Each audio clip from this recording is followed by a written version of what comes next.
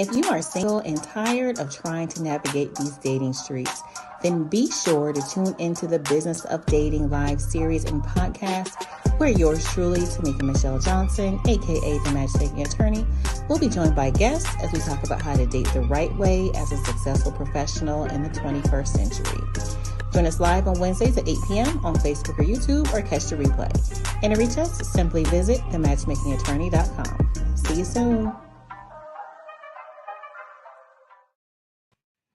Hey, everybody. Welcome to the Business of Dating show. I'm so excited, as always, for our shows. But you guys know this is a very, very special panel and topic.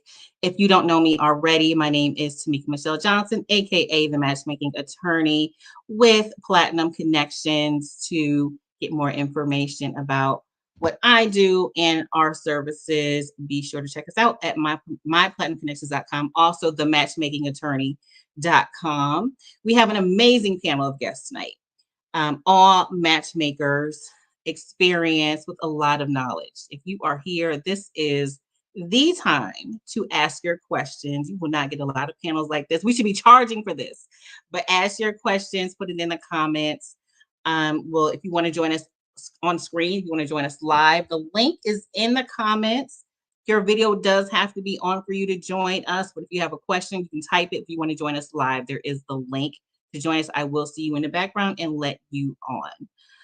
So, couple of things before we start and bringing on the panel here. Today is National Matchmaker Day. So, ladies, happy National Matchmaker Day. Yay! Same to you. And I'm sure a lot of people didn't know that, but you know it's got to be a big deal if there is a day for it. So that is awesome. So that's a good thing for singles, letting you know this is a thing. Love is out there. We are trying to get you connected anyway, anyhow. So again, you know, if you want to join, there's a link. Camera has to be on. I do want to show you the magazine, which the three of the panelists on here are in this issue, Platinum Magazine, which was released over the weekend. And we do plan to have Shay on here in an upcoming issue. We missed this one, but this is the issue. I'm talking about the emergence of Black matchmakers and Black dating coaches. Awesome issue. There are 7 of those experts and professionals in the field that are featured in this issue. Check that out. You can check that out on the website as well. So, I'm going to introduce you briefly to our panelists. I'm going to have them do a little more thorough introduction of themselves, who they are, how they got started, why they got started, and how they can get you to your happily ever after. So we have, first I'm going to go in order on the screen. We have Shay, aka the middle class matchmaker. You may have also seen her on Love Match Atlanta. We also have Jennifer Hayes, who is our veteran. I say our veteran matchmaker. She's been a matchmaker for 25 years. That is awesome and amazing. She's been talking about how the climate has changed in matchmaking. We have Jada Purvis, who's got a new look going on, who's got some years in the game as well. New look that I'm seeing. But she's been matchmaking, I believe, over a decade, but I'll let her tell that as well. And then she loves the voice that I love. If you just kind of, you guys listen to her one day, it's just so soothing. So anyway, I'm gonna let you guys introduce yourself again. Just tell everyone how long you've been a matchmaker, how and why you got into this industry. So again, we'll just start in the order that I have up here. So Shay, tell us a little bit more about you. Hi, ladies. Again, happy Matchmaking Day. Yeah, I'm Shay. Thank you for having me, Tamika. I've been a matchmaker about 10 years, and I got into matchmaking just because I have such a huge network. Being an HBCU graduate of Clark Atlanta University, I'm a Delta, so my network was just really huge with professional singles. And I would always have parties, and people would always ask, like, who's that? Who's that? Who's that? I was like, let me start charging for this, because I was just matching people years before I even knew that it was a thing. So I went and got certified and started my business about 9 years ago. Like you said, I am a cast member of Love Match Atlanta. We just had our season 1 on Bravo. So I'm very excited, because that is really just exposing Black matchmaking. You know, a lot of people still don't know we exist, so very excited. Thank you for having me.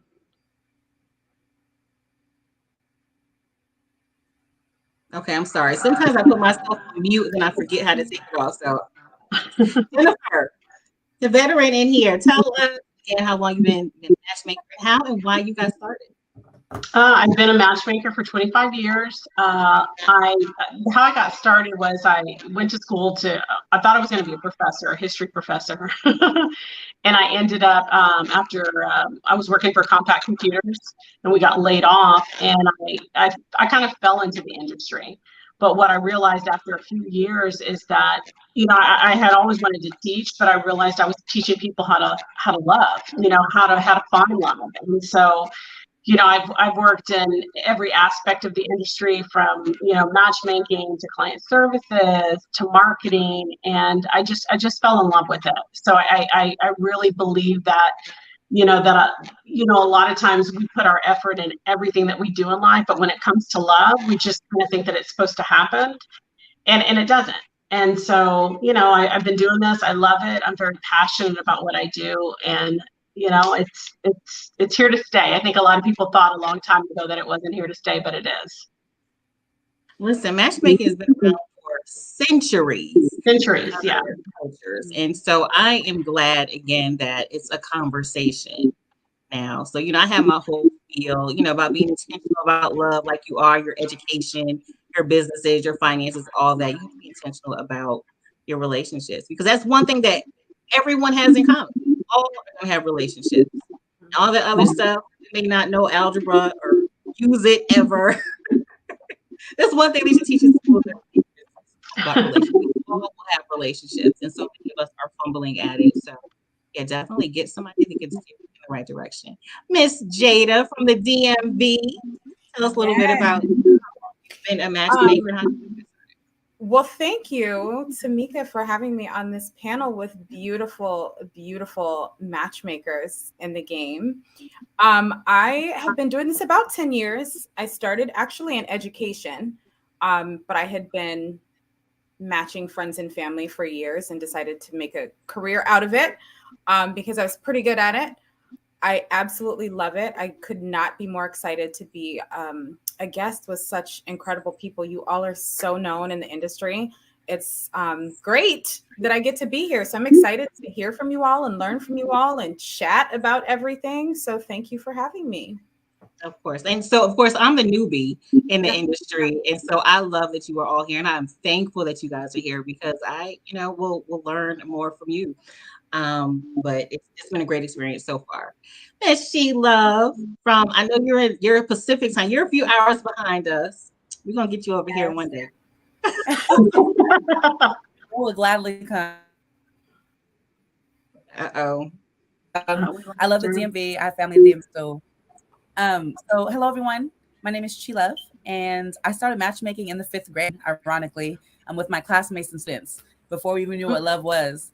And it was a beautiful thing. I used to play this game called MASH with them, and then I keep wanting to play. I don't know if you guys remember it, but it was like whether or not you're going to get married in a mansion, an apartment, a shack, or a house. And we used to, it was, yes, but it was fun. Yeah. And I was obsessed. And people started coming to me for advice in middle school, and then I followed in high school, then college. And then I saw the movie Hitch, and I was like, I could do this. I've been doing it now. And so I tapped into becoming a matchmaker and got certified. It's been wonderful since. I did launch February 12th, 2020. Really excited because it was the month of love and Black History Month. Yes. And then COVID came literally like 3 weeks after. And I had to reevaluate everything. But I stayed the course, and I've grown tremendously since then. And I love what I do. So thank you. Very happy to be here. Congratulations. So I want to start the conversation. If you are joining us, put in the comments what you think of the situation, what your opinion is. So the other day, I was on Facebook, and I think, Shay, I think we have a mutual friend on Facebook. And honestly, I don't know who it is. But there was a post of a young lady who said she went out with this guy. I don't know if you remember or not. And she was like vibing, and, they got along really well. They went to this restaurant, and then the bill came. And the bill was like $120. And he was like, oh, kind of high. And so whatever transpired, she ended up, I don't know, Zelling or whatever, selling like $40. Because she was kind of like, well, I only had like 2 things. And the guy was like, are you sure? you want to do this. And she was like, it's sent. But her whole vibe and energy changed. And so they were leaving. He asked her, so I'm gonna get a hug. And she was like, no, I'm good. Like, that's okay. That's what I interpreted in my head. She was like, no, I'm good. And he was like, well, no, it was a test. It was a test to see, I guess women are gold diggers. They just want a free meal, yada, yada, yada. So, ladies, I'm going to ask you. So her question was, should she give this guy another chance? He was calling her, texting her. He ended up sending her the money back plus some. She sent over 40. He sent her back like 50 like the next day. And so her question was, should she go out with him again? Well, I want to add, Tamika, you're leaving out something pertinent. They were vibing. They had a lot in common. They both collect art. They're both well traveled, and everything was going well on the date prior to this test. So prior to him being upset about the 120, they were having such a good time on a date. And the reason why I wanted to add that piece is because although, this is my opinion, although I don't think he should have tested her. I mean, we too grown for that. Like she said, he was 40. We too grown to be testing people. Although I don't think he should have tested her, given the fact that the flow was going good and they obviously have chemistry, that's something you can say, don't do that again. Look, bruh, I'm seeing, like, she has already sent the money. Well, she volunteered to send the money. I don't think she should have volunteered to send the money. That's one piece. But the second thing is, I would say, you know what? If you want it, because he kept begging and saying, please give me another chance. And I would tell him, like, look, I'll go out with you again, but we're not hemming and hawing over no money. And I don't want to do no more tests. But that's just my opinion. Okay. Sheila, what do you say? Man, okay.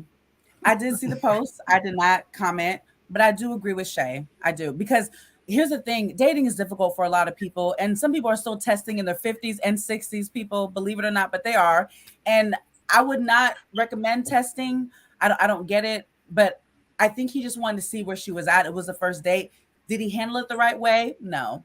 But I do think because of what Shay said, they were vibing. They had so many similar interests. And it's hard to find someone you have a connection with. Attraction, you can find anyone who's fine, like, oh, he's fine. Oh, she look good. But actually finding someone that you vibe with, you know what I'm saying? You can have a genuine conversation with and energy just flows. That's kind of hard. So I would have given him a second chance, you know what I'm saying? And just see if he can redeem himself, especially since he sent the money and some, but maybe not test that way or at all. Let's just get to know each other and see how we vibe and see if we are even more compatible, but I would have given him a second chance.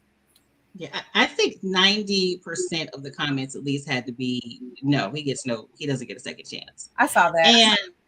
And I don't think that's so discouraging, because a part of me is like, well, I wonder how many of these people are single, and just so quick to cut someone off. I think so much can be accomplished just by having a conversation, even before they go out. So, yeah, I mean, it's hard to find someone that you just kind of gel with that. Just have a conversation like, hey, you know what? Afterwards, just kind of saying, what is it that made you feel like you needed to test? Like, what is your experience? What has your experience been in dating that you felt like you should do that? I'm just wondering. It's kind of like matter of fact, because sometimes we get attitudes, ladies, and the conversations don't go well. But having genuine, like, matter of factly, what happened? Like, what is your dating experience like? What kind of restaurants do you like to go to? So you can kind of get a feel for, what their bank accounts look like or what they're willing to spend. Just having those conversations, even before you go out, you can have those conversations. So I thought that was very interesting. So Jada, I'd like to ask you, one, your clientele comprised mostly of what demographically? So I try very, very, very hard to not take people under 30. I like to do 30 and up. Typically, I will say most of my clients right now have been through divorce. So a lot of them this is their second shot. I typically work with clients on the East Coast. However, I am taking a few West Coast clients at this time, but mainly African Americans. But I'm open. I've opened the door a little bit more on that aspect, but I typically work East Coast. Okay. Now, you were working with an agency, correctly? You just kind of went out on your own? Yeah. Yeah. Actually, I had been with originally when I started back in the day, not to age myself, but I was with a company, It's Just Lunch. So I ran their DC office for, God, probably like 6.5, 7 years. And then I went to another company after that and was recruited to another company to lead their matchmaking team. And then I decided, you know what? I've got the skill set to do this on my own, to make that move and do it. So yes, I am now on my own. Congratulations. Thank you. It's one of those things that's like it's fun and it's scary at the same time. You know, I've had a couple conversations with Chi. It's definitely fun and scary, but again, I don't think, honestly, I think 6 years ago I wouldn't have been able to do it. I think I wouldn't have been seasoned enough, but now because I know the business so well, it makes it a lot easier for me. Yeah, that's awesome.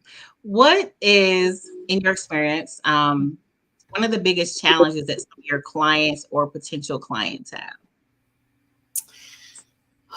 You know what? I hate to say this, ladies, but I think it's just the entire checklist. I don't know how many times a day I have to hear that they've got to be 6'1", 6'2", 6'3", even if someone is 5'2.5". Talking them through that ledge is quite the challenge. I think it's just the checklist of what their ideal mate would be physically, but they leave out all of those other characteristics behind that. So I think that's the biggest challenge that I run into. I'm sure you guys, Chi, I saw the thing you sent me today, very similar with height. Mm-hmm.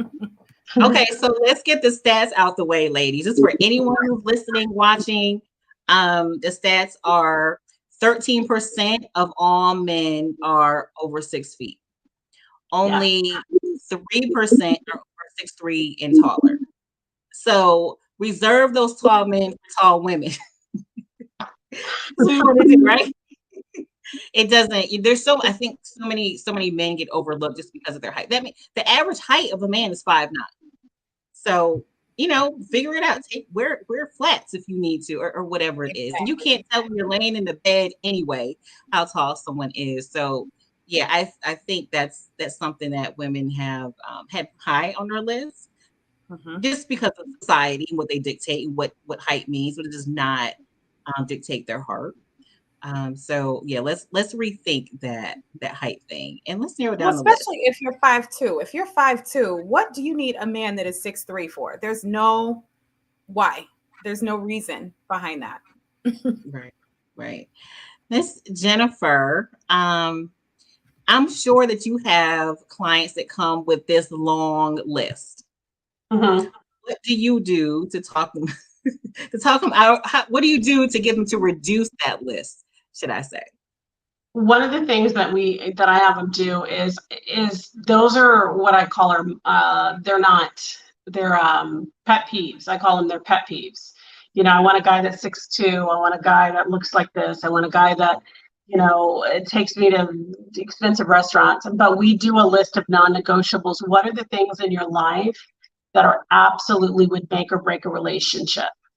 And I have them kind of like just reevaluate their priorities to kind of see that, yeah, it's great if I had a guy that's 6'2", because I like to wear, 5-inch heels. But how often do you wear 5-inch heels, right? Probably once a week, maybe not even once a week. Like, I don't remember the last time I put on 5-inch heels. So once they start thinking about that and they realize, because I deal with clients that are, we have clients anywhere from 24 to 90. So it's a very, broad spectrum as far as clients, but I get them to see that those are not things that are long lasting. Those are things that eventually, will fade. Looks will fade. You want somebody that's going to be the person that's holding your purse in the nursing home. That's the person that you want to. And so I get them to look at things that are not surface level, that are more things that, that would create your life story, not your love story. Not something that it's very fleeting or it's going to fade.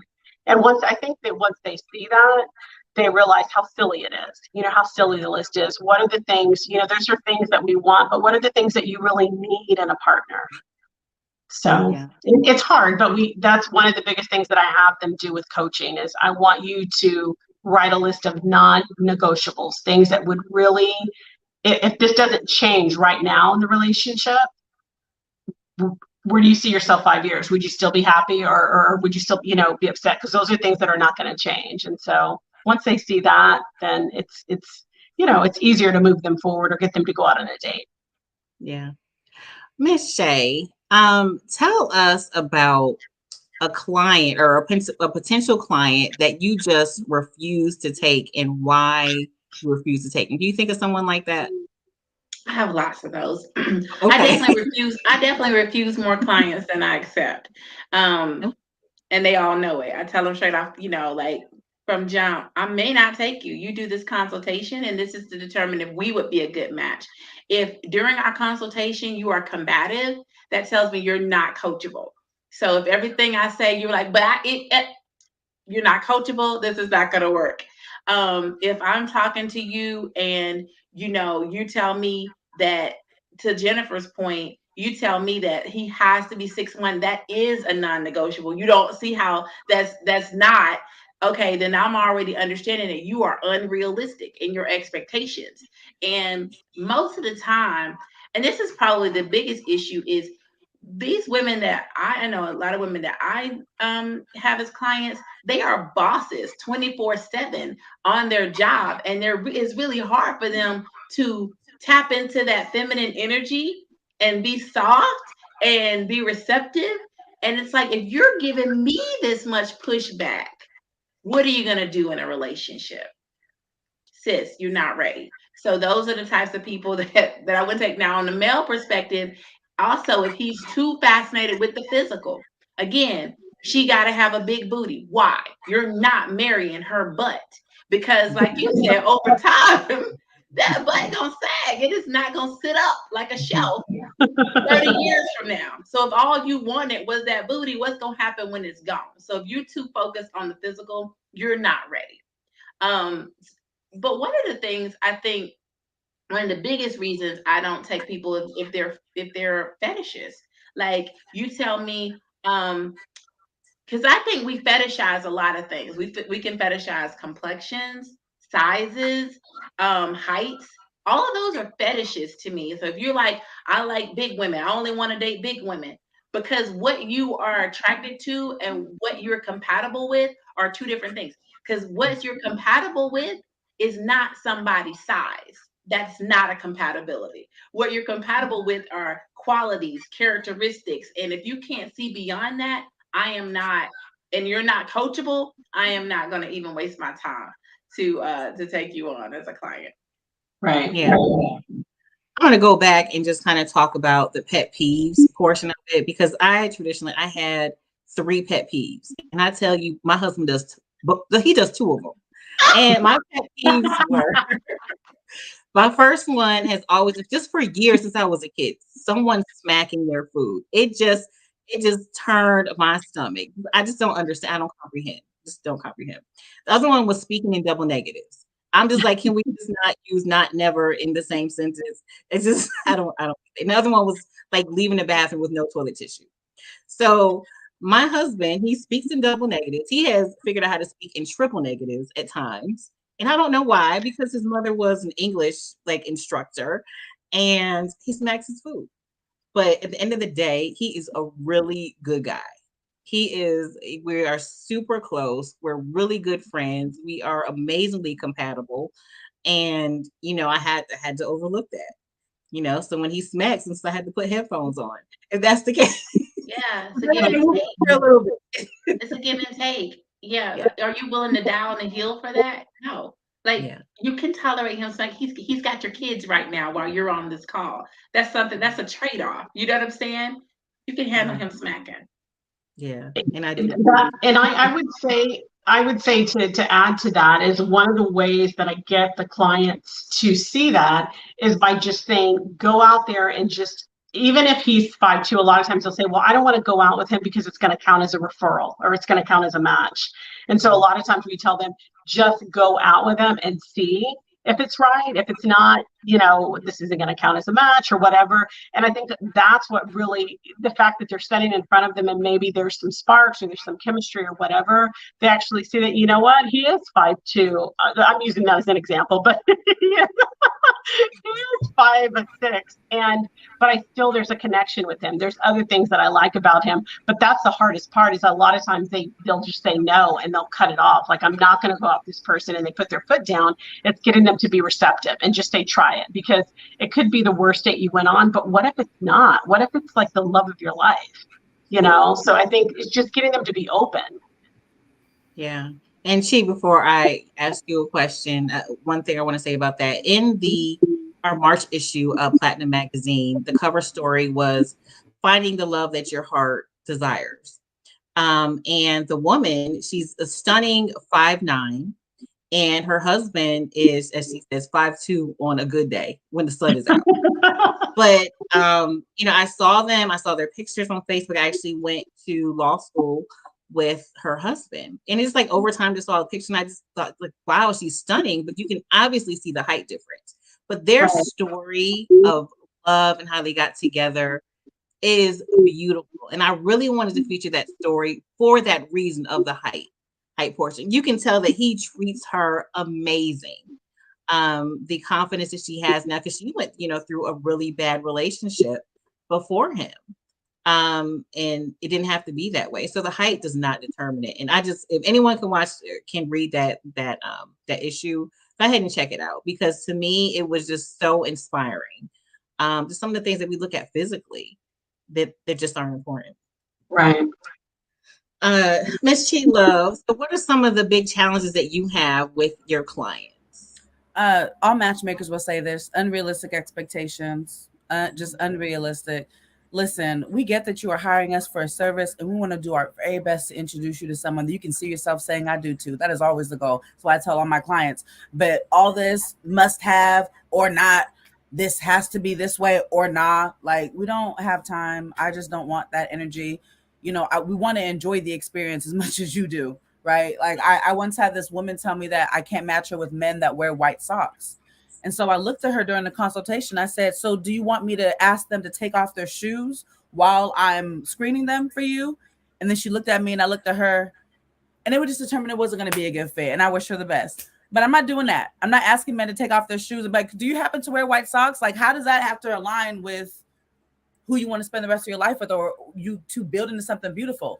And like Shay said, coachability. She wasn't hearing anything. And honestly, patience is not my strongest suit. I wish it was. I got it tatted right here. It's the only tattoo I have. But patience is not, in 2020 when I first launched, I was like Oprah talking about, you get a match, you get a match, you all get a match. But I quickly learned I can't help them all. I quickly learned that. And now I'm just like, you know what? Thank you so much for your time.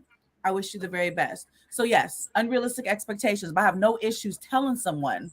I had this one woman, I told her straight up, it's going to take me a year or more, I kid you not, to find you a match. And I cannot even guarantee that timeline. And she was like, I prayed about this. I meditated. I've been waiting for this many years. I can wait longer, Chi. You just go ahead and take your time, but I'll be here. And I'm like, okay, that's fine. As long as you set realistic expectations and you make sure they know what to expect because of what they're looking for, and they're not willing to bend. If I like your energy, I may work with you. But sometimes it's not worth the time or the energy. Respectfully, though. Respectfully. Right. So yeah, that's what I would say about that. So, quick question for all of you. Are all of you also dating coaches? Yes. Yes, Jada. Yeah. Okay. I'm not a dating coach. I'm a dating specialist, but I don't coach. Okay. So, Jada, let me ask you this, and to Shay and Jennifer as well. Do you require your clients to go through some coaching first before you do matches, or is it optional? And why? Yes. And why? Okay. Well, I think for me, the biggest thing is that we all probably think we are the best daters on the face of the planet. We all probably think we are just perfect at everything that we do. But if that's the case, then you wouldn't necessarily be single, first of all. So I think it's important to just kind of go through your dating resume, your background, kind of see where you're at fault with certain things. If it's a consistent pattern with the people that you've dated, then something is off. It's you. So I think it's really important to go through that coaching first, because you want to set them up for success. You want them to get out there and be the best that they can be for their person. And if you're not giving them the tools for them to be able to do so, then it's just not going to work. It's a waste of time. So for me, yes, I do like to do coaching first. Now, do you have a specified time period in which clients go through coaching, or does it kind of depend on the client? Well, a lot of it depends on the membership that they choose, but regardless, you have to do a pre-date masterclass with me either which way. Whether you do several coaching sessions, we have to do that first, because I don't know how you're going to be on a date. You could smack your food. You could, come looking crazy. So there's a lot of different things that we want to talk about before you go on that date, so that I am able to set you up for success. So yes. Okay. And then Shay, so you do coaching as well. Did you say it was required for? It's absolutely required. And also my clients go see a therapist first. So I require, as part of my intake, you're going to see a therapist, and she does like this emotional and mental wellness check to make sure that you are ready to date, that you don't have any past bitterness and anger, and also mental stability, because I need to know if I'm going to be working with you, if you're mentally stable, and if I'm going to match you, I have to make sure you're mentally stable. And then all of them do a photo shoot, and then all of them do dating coaching. And it could be 6 weeks, it could be 21 weeks. It just depends on what I see you need to work on. So I do a relationship readiness assessment. And then from there, I determine what you need to be coached on. And that's built into all of my programs, no matter which package you choose, before you get matched. I do not match without dating coaching. Okay. And so do they have to finish the coaching first before you actually start matching? Okay. Absolutely. Yeah, because what we need to do, to Jada's point, I need to understand your past relationship history. We go in depth with that. I need to understand, I want you to tell me how this toxic person lured you. What happened? What did you do? So we can understand and set boundaries, so we can, notice our red flags. Because if you don't understand the lesson, you're going to repeat it. So we have to make sure that you understand the lesson from that toxic relationship. Everybody says they had a toxic relationship. It's the ex. Let me see. Tell me where you missed the signs. Tell me what he told you, what she showed you, and that you ignored. Let's make sure you got that, because if you don't, you're going to do it again. And because I believe that, yes, I'm your matchmaker, but like attracts like. So I have to make sure that you have cleared out this toxicity so that you can attract what's best for you. Because I am a vessel, but you're attracting this energy to you. And I need to make sure that when this person comes, because you're not responsible for who you attract, you're responsible for who you entertain.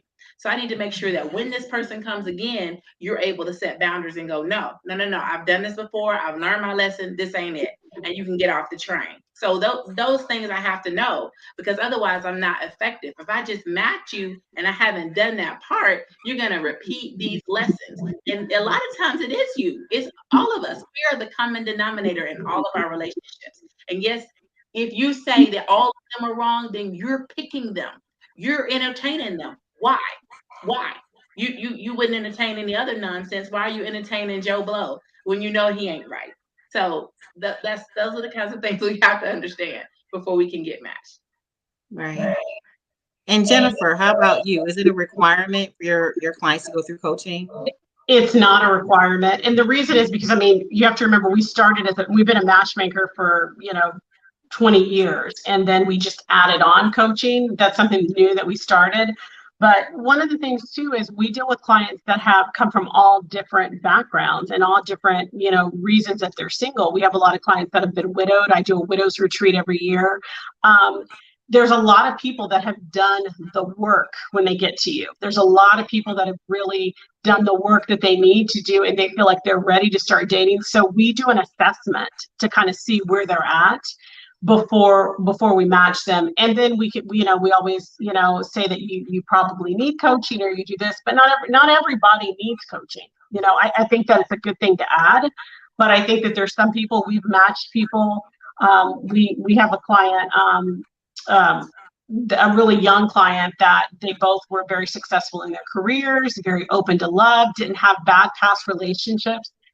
Boom, their first match, they got married through us.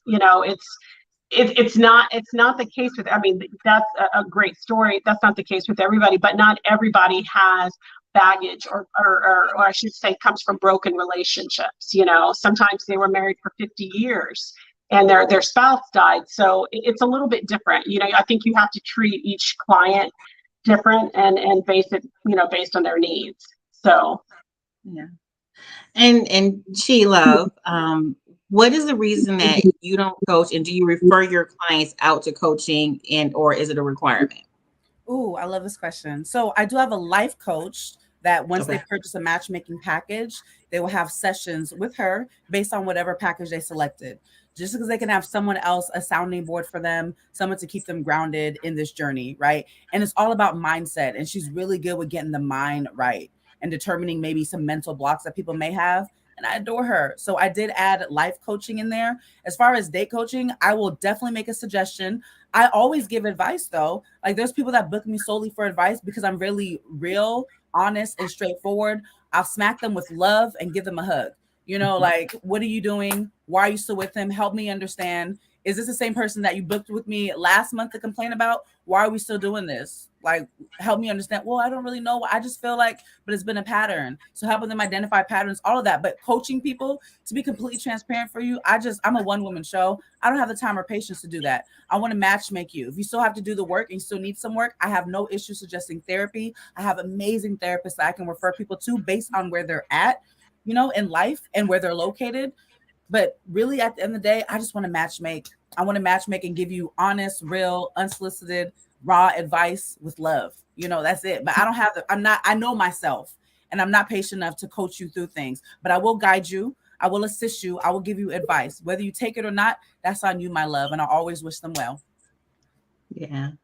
So I have someone who wants to come on. I'm not sure if your name is Shauna or Shanae. I do need to have your video on before I let you on. Do you have your video? You have access to video? She says, I need some serious help. oh If you have your video on, I will let you in. Until you do that, I want to go back to you, Jennifer, really quick, because Okay. you have been a matchmaker for 25 years. What have you seen that's changed within the industry? I've seen that it's become more diverse. When I first started, I started in Houston, and I would go to Beaumont. I don't know if you're familiar with Beaumont, Texas, Vidor, Texas, but I would get clients that would come in that would say, "Whoa, like I don't want to date a black woman," and I'm like, "You're not here to date me, I'm here to offer you a service." So I've seen diversity, in matchmaking that I haven't seen before. And I think that it's becoming more acceptable. When I would talk about my job 25 years ago, it was like, what does she do? It was very taboo to talk about my job. But I think that a lot of people realize that, dating has changed. You don't know your neighbors. You don't talk to people. It's so different. And so matchmaking has become more acceptable, for a lot of people. I mean, that's the biggest change. That's the biggest change. And the fact with online services, there weren't a whole lot there was like Black Planet, I think, back when I started, there wasn't a whole lot of online services that you could go to, but now it's everywhere. So. Yeah, I actually met my husband on Black Planet, and that's definitely showing my age. Girl, I met my boyfriend on MySpace. So. Oh my goodness. Yes, I was 17. Bless his heart. Wow. That's crazy. Tell us, or tell everyone who's listening or watching, in your perspective, and there may be some overlap, what is the true benefit of investing? And that's what I say, that's the word that I use, investing in a matchmaker in your services. Shay, let's start with you. No, actually, Jada, let me start with you.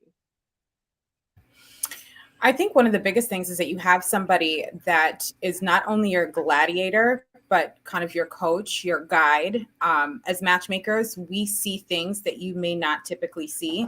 We also can see your selection, your picker. Your picker could be completely off. And so it's up to us to kind of get you to shift gears and switch direction a little bit. So I think that's the biggest thing. You can't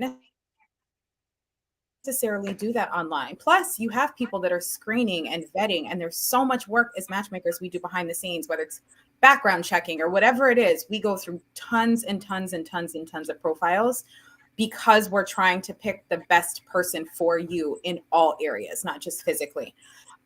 So in my opinion, I think that's one of the biggest reasons, because we have your back. Obviously, you're paying us to do a service, and we want to make sure at the end of the day, we do your person. Yeah. Now, no one has ever said this to me, but I'm sure people think this in their head. And it's, I don't want to pay anybody to get a man for me. I don't want to pay anybody to get a woman for me. And I don't know if anyone's ever said that to you, but again, I'm sure that's in people's heads. Shay, how do you respond to that mindset or that thought process? I mean, well, we use professionals for everything else. When you get ready to get a house, cleaning your house, getting a car, cleaning your car, we use professionals for everything else. And let me tell you, is because I am single, right? And I am dating. Online dating is a hot mess. You are going to be sifting through thousands of people that I uploaded my profile, and the next day I had 5,000 likes. You got to sift through all these people's riffraff to see who is worthy of your time. This is why you pay a professional to do that. Because like I don't get half my own supply, so I don't go into my own database. So I have to like go outside of it to find. But I'm like, on these sites, like, this is not it. Like, there is so, you know what, there's 62% of men on dating sites, more men on dating sites than women. So you're sifting through a whole lot of men, you know, that, I mean, that's not qualified. So what my job is to qualify people for you. When I present somebody to you, they're a qualified applicant. They're a qualified candidate based off what we've discussed is appropriate. You know, we've already determined, oh, you're a single mom. You need someone who's a parent or who understands, you know, the life of a parent. Like, I'm already doing that work for you. Like, all these things that we discuss, that's very important. You're very spiritual. It's important for you to find somebody who's on your spiritual level. Whatever it is that's very important to you, that I'm also sifting, sorting that for you. That's work that you don't have to do. Now, you could just show up, be cute, and enjoy the date, because I've done all that heavy lifting. It is a lot of work. And then I am there to coach both of you. I'm giving you both feedback, because I'm going to get feedback from him about you and feedback from you about him. And I'm going to go to both of you and say, hey, this is what you need to do. So I'm holding your hand through the process. And you don't get to do that on your own. A lot of times with online dating, people are just swiping left and right based off, you know, if I think the person's cute or not. And you're not looking at if you can be compatible, if you two would be a good match. And that's where I come in. That's my expertise, and I'm able to provide that. Awesome. There's a quick question for Shay asking, are your services only available in Atlanta, or will you be expanding your footprint? I'm in California and we need help out here. I get this question all the time. Absolutely. Atlanta is home for me. Atlanta is my base. However, I can match outside of Atlanta. If you live in a highly populated area with Black people, if you're in Utah, North Dakota, South Dakota, ain't no Black people there, and I can't help you because I'm not a magician. But if there are Black people where you live, I can help you find them. So yes, absolutely. Go onto my site and complete a profile. Now, Jennifer, I presume that you had a very diverse clientele, ethnicity-wise.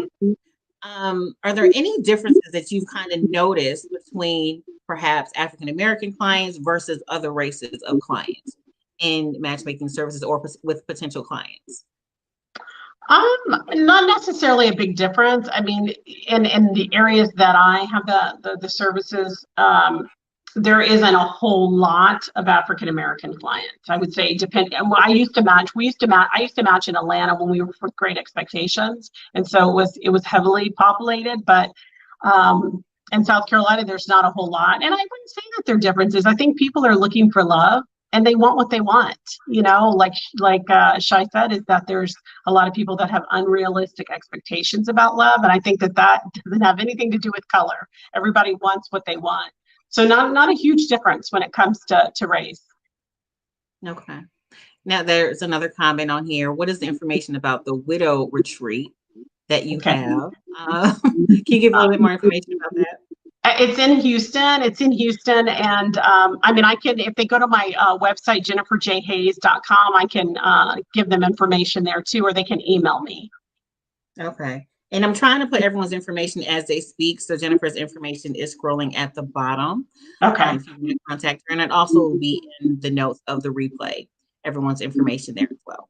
So Sheila, so you tell everyone from your perspective, what is the benefit of investing in a matchmaker?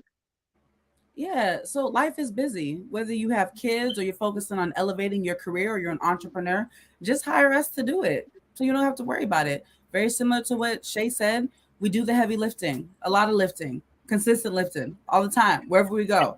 I feel like the right matchmakers are always on the run for you. Honestly, like I've been at the grocery store in line and say, "Oh, I don't see a ring, sir." I've been in an Uber or Lyft. "Oh, I don't see a ring on your hand, sir."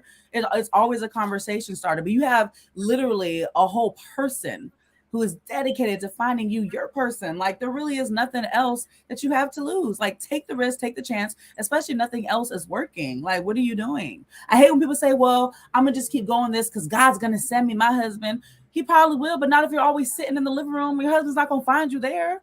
I don't understand. Like, it's just the logic of it. You know, we're out there. We do, a lot of people do singles events. Jennifer has her widow's camp and, you know, that she puts on for people. That could be a niche for you. You know, Jada is really well known in the DMV. Shay has tea parties and events. She had like a masquerade. These are all fun things that matchmakers are putting on for you. I have speed dating events here and there. You know what I'm saying? So like tap into something different. Like, what are you doing? People spend so much money on red bottoms and going out to eat and kicking it and traveling single the whole time, but then come back. I wish I had somebody to come back to. You got people to help you with that, ma'am and sir. So that's why you need to invest in it. Try something different, or else just complain, and that's fine too.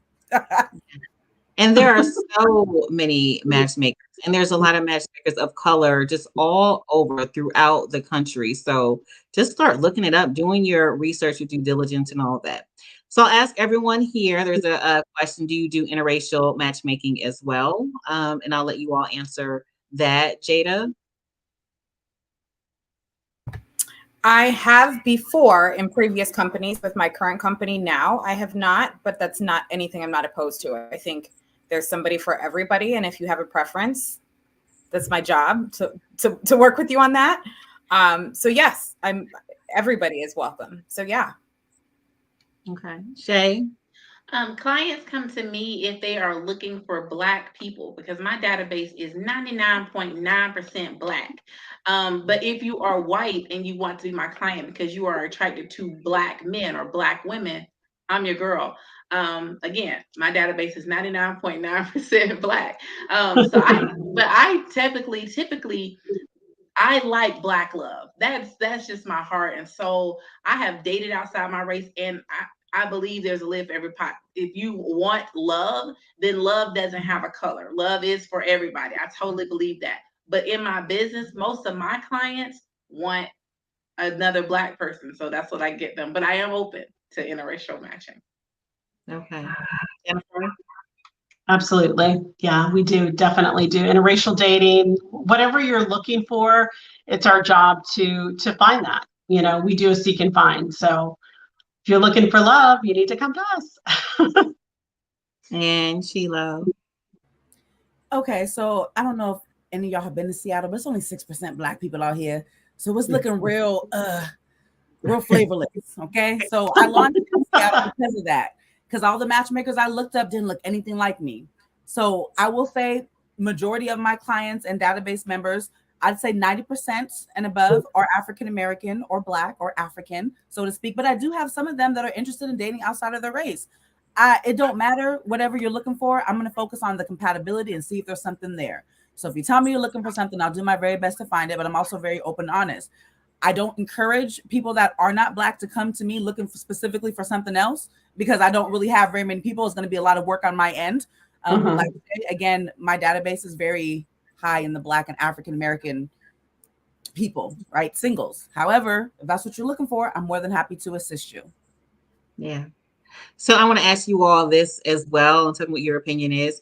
How do you feel about long distance dating for your clients? Is it something that you suggest? Try to encourage, or where do you stand on that? Jada? Uh-oh, Jada, you there? Oh, we lost Jada. Uh-uh. Okay. Okay, Shay, we'll start with you. So most of my clients do want locally. Most of them would want somebody in Atlanta. But I will say that I have been dating somebody long distance, and I am like a new proponent of long distance dating. It could totally be a good tool for you, especially if you're busy, if you travel a lot.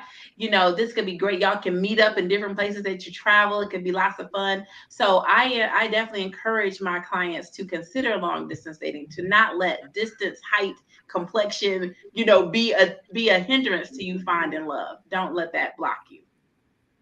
Yeah. Jennifer, how about long distance dating, yay or nay? Absolutely. I think we usually match in a 60-mile radius, but a lot of our clients, if they're open to other areas, they do a lot better. So we just have to work out a plan, and they'll do fine. They have to be open to it, both parties. Yeah, we just live in a different society now, day and time, where people can move, they work remotely, they can get up and go. So I think it's something that people should definitely be open to and even expect sometimes when they're coming to a Absolutely. matchmaker. There are people everywhere. Jada, you're back. How do Yeah, you I don't feel know about long what's distance happening. dating for your Long distance, I say the more open you can be, the better. You never know where your person is going to be. They may not necessarily be in your backyard. So that's not to say not to expand your horizons, but I think the more open you can be, the better. I've seen a lot of success with long distance relationships. At the end of the day, it's just the communication that you both have. And of course, you have to have that mindset. One of us is going to have to move at some point. But I think it's definitely something that you should not shy away from because your person may not be in your state. Yeah. Sheila? Yeah, so I encourage all of my clients to be open to long distance. There's 49 other states other than the one that you're in. It hasn't been working out where you're at. So let's try something different. Why not? However, because I require all of my clients to do an up-to-date love language test, I hate it when they're like, oh, I took it 5 years ago. I don't care. I don't care about that. I don't care. Take it now. But if they have a love language that's quality time or physical touch that's really high up there, I will do my very best to match them with someone locally because I know it's going to hit a little different. You know what I'm saying? They just need that to feel valued. It's hard to do that over a Zoom or a FaceTime. I get it. But other than that, I always encourage people to be open because there's some people that are dedicated and will get on a plane for you, period. So, yeah. I just want, yeah, that happened. I'm sorry, Tamika. I just want to chime in and say, yes, I met somebody, and we met on a dating site. I met him like on a Sunday. By that Wednesday, he had flown in to see me, and he's come every other week since then. It's been like 9 months. So don't let distance deter you from finding love because the right one will hop on a plane. It ain't nothing to do that. And Sundays are the best days to be on dating apps if you are on a dating app. Those are the best days to be on there because that's when people have had bad dates or they're super, super lonely, and that's when they're on there. So check in on Sundays. I'm always big on we'll start wrapping it up. 50% of Black Americans have never been married, and that's compared to 34% of all other Americans. I want to bridge that gap. And there are these professionals, there's these women and so many other, again, coaches, matchmakers who are there to help us bridge that gap within our community itself.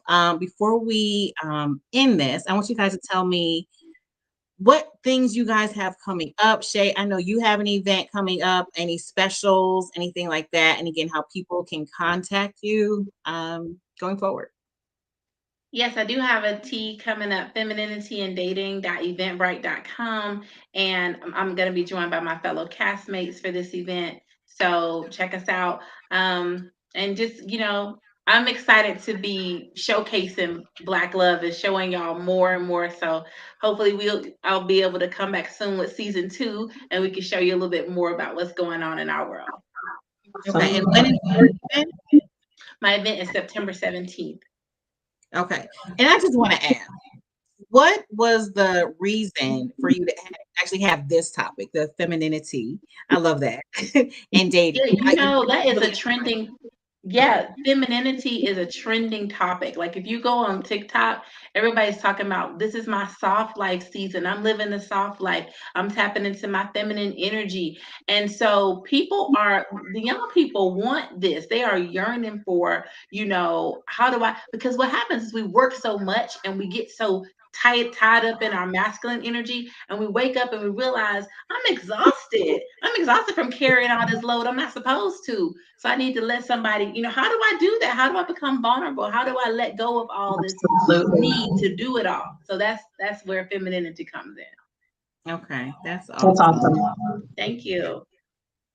She, you have any events coming up? You always have something coming up, actually. I mean, I'm trying.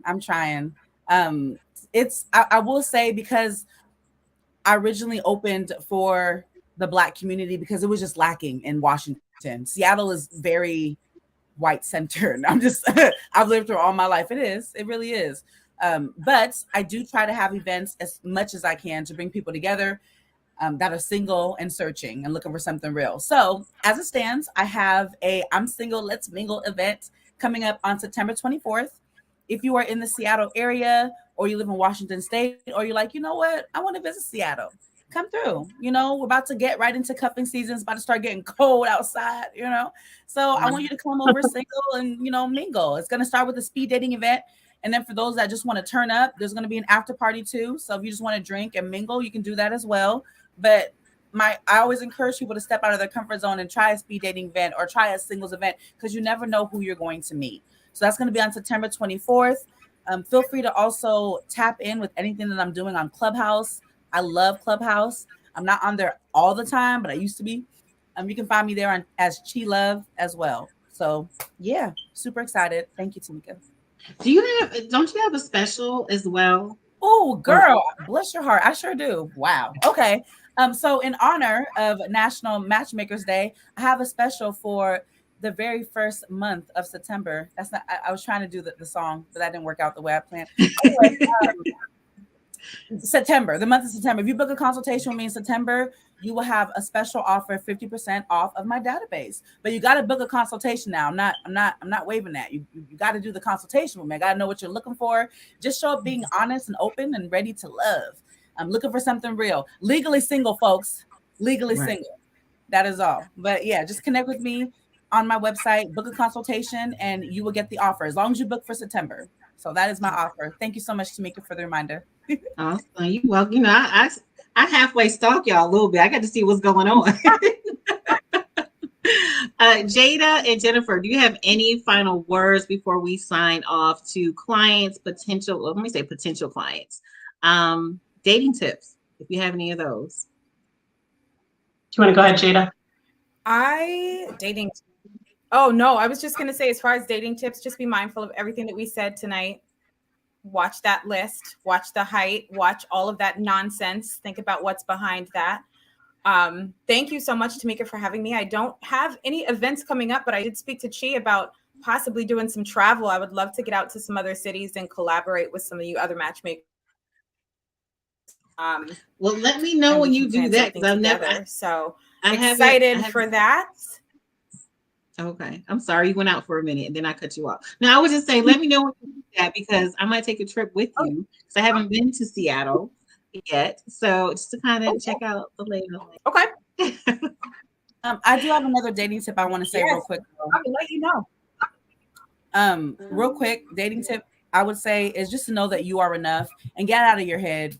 I promise you, this man is not going to treat you like your baby's dad did or your ex. And if you find that people are treating you that way, maybe a pattern, you need to address some things. But please know that you are enough. Take the time to do the work, but don't tell yourself that you're not worthy or you're less than because of what X said, like an ex of yours said. They're irrelevant, right? They were just a part of your growth process. Push forward. If you want love in your life, you got to keep pushing for it. Manifest it. Work on yourself, but never, ever, ever doubt who you are and that you are unworthy of love, because it's just simply not true. That's all. Okay. Awesome. Jennifer, anything coming up? I know you already said you have the Widows Retreat. I don't know if you have one scheduled or planned already. And We don't have one scheduled. My third book is coming out. It'll be coming out in February of 2023. It's Love Big or Be Single. I've been working on this for a while. So I want everybody to get that. And my tip is just be open and receptive to love. I think a lot of times we close ourselves off, and we're just not receptive to different avenues or different things. Our parents didn't meet this way, so we want to. We think that, like Shai said earlier, is we think that if we just pray about it, God's going to put somebody in our life, but it has to be an active prayer. And you have to be active. You have to put yourself out there, but don't close yourself off. One thing that I've learned in the industry over 25 years is that I've learned that even though people go through disappointments and breakups and divorces and they're widowed, that their desire to meet the love of their life or to meet somebody else is a lot stronger than anything else that they went through. And that's why they come to us. They come to us because they need the help. So just be open to love and it'll happen for you. Awesome. And Shay, do any quick dating tips before we sign off? I would just say don't date to eliminate, but date to mate. And the reason I say that is because it's so easy to X people out. Oh, I don't like the way he chews. Oh, his tooth is crooked at the bottom. And we just eliminate. We're looking for reasons to eliminate the person instead of looking for reasons of how could we work? Could we possibly work? Look at it from that perspective versus, oh, no, this ain't going to work because his hairline is receding. Little nitpicky stuff like that. And a lot of times we always look at the other person, but sometimes you have to look at who you're bringing to that date. Who are you bringing to that date? A lot of times we're so worried about the other person, but sometimes you need self-reflection to see who's actually showing up on the date. What version of yourself is showing up, and that's a big one too. So. You all have mentioned the smacking thing a couple times, so clearly that's a thing. It was my thing, but I got over it, so to speak. But that must be a big one. Jennifer, let me know if your book comes out. I feature 2 books in the magazine for each issue, a business one and a relationship one. So definitely let me know that. Ladies, thank you so much for coming on. Next week, we are talking about 2 special guests. It's actually about dating after a loss of a partner. I've got a male and a female who both recently lost their spouses within the last 2 years and relatively young. I say young, in their 40s. So we're going to be talking about that, diving into that, because I know it's got to be tremendously hard getting back into the dating scene, experiencing that. But we're going to have some great guests next week. Ladies, again, thank you so much. Again, everyone's information will be on the YouTube channel. If you check the video out, be sure to subscribe to check out the other videos and upcoming ones as well. And again, there will be the links to all the guests, all the panelists, to their websites and their services as well. Thank you, ladies, again. Everyone have a good night, and we will see you. Thank you for having me. Bye.